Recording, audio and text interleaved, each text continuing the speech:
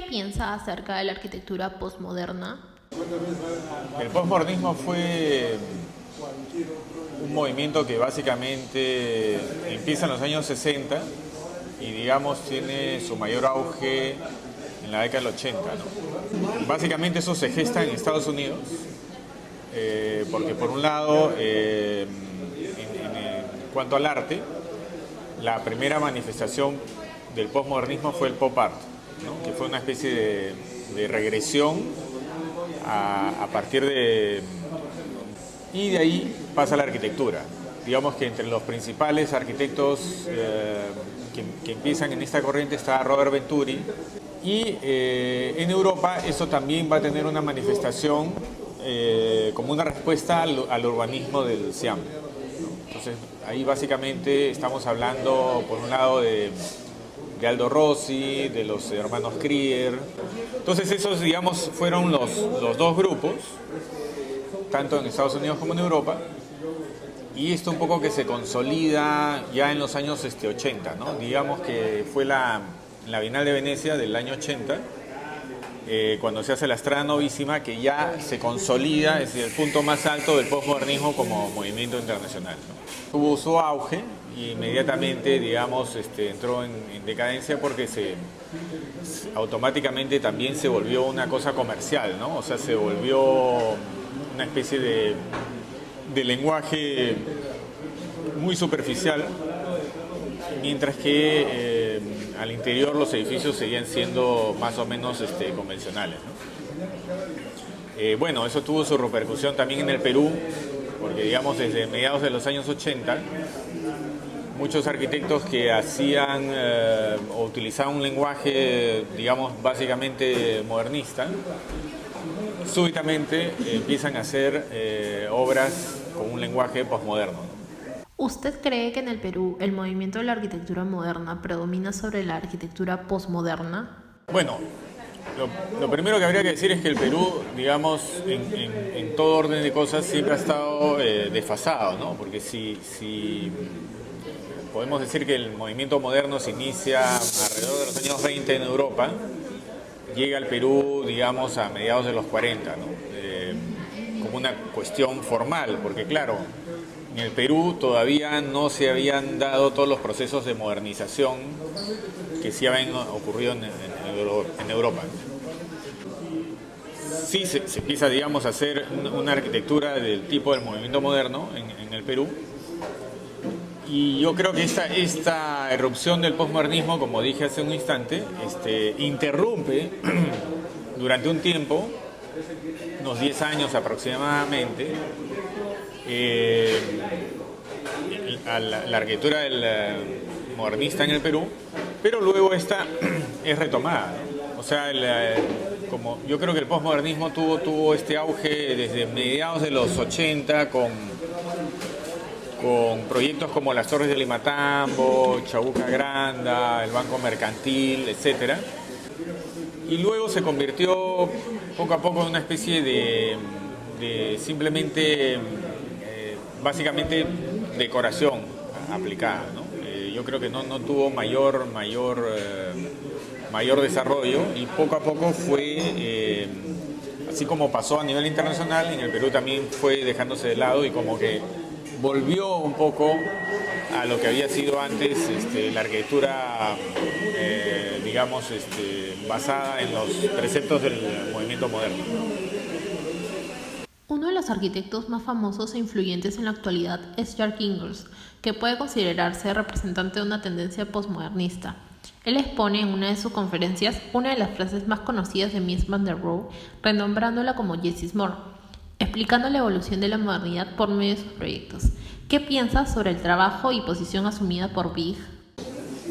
Less is more, o sea, menos es más, fue una frase que inventa Peter Benes. Peter Benes era como el maestro de Mies van der Rohe.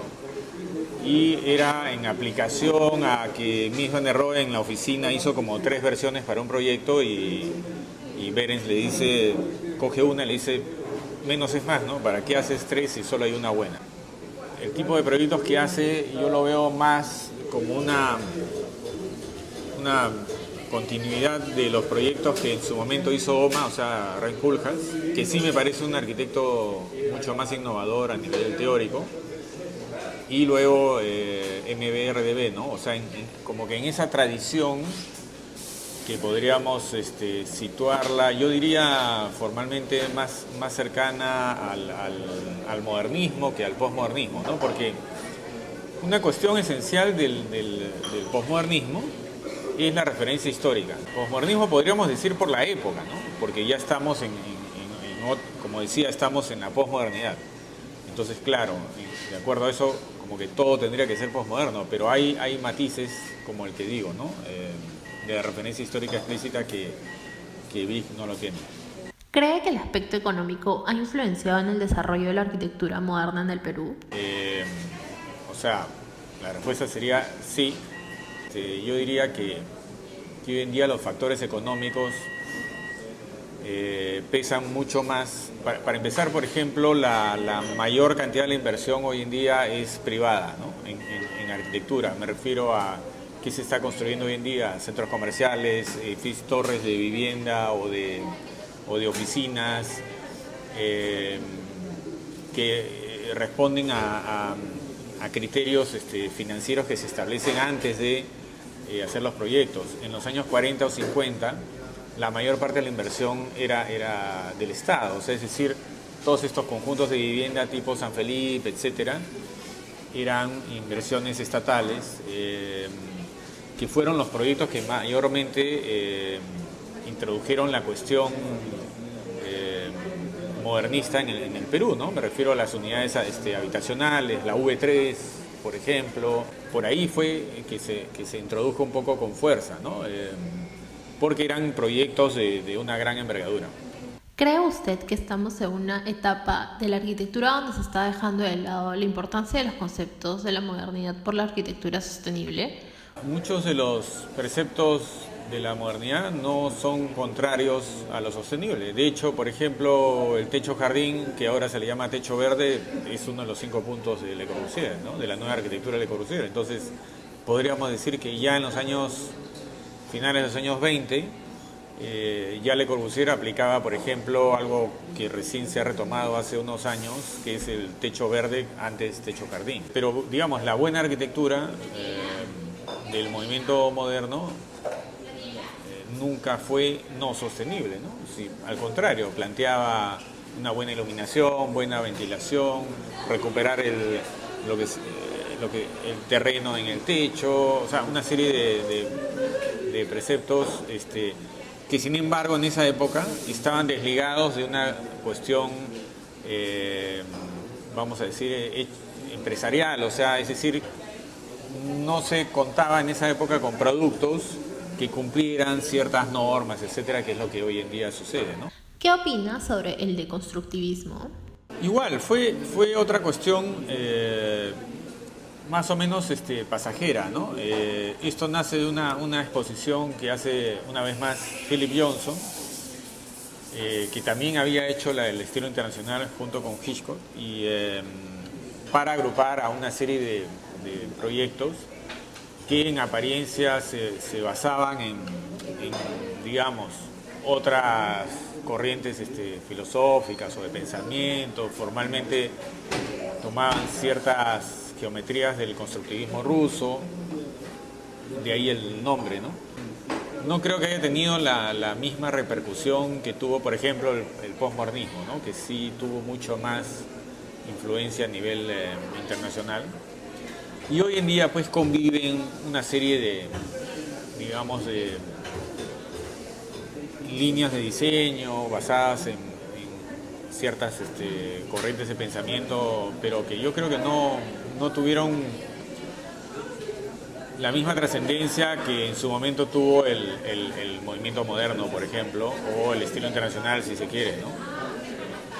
¿Estaría dispuesto a experimentar en sus obras aplicando principios de deconstructivismo? Yo trato de hacer una arquitectura que se basa, digamos, en ciertos principios o ciertas formas de hacer arquitectura que he ido teniendo a lo largo del tiempo. Parto de conceptos a la hora de hacer un proyecto y no de la cuestión formal, visual, digamos así, por lo que sería muy difícil que yo, porque vea un proyecto de constructivista o postmodernista, lo que fuera, aplicar a priori ese tipo de solución. Para finalizar, ¿cree usted que la arquitectura es consecuencia de una moda? Bueno, eso responde un poco a la pregunta anterior, ¿no?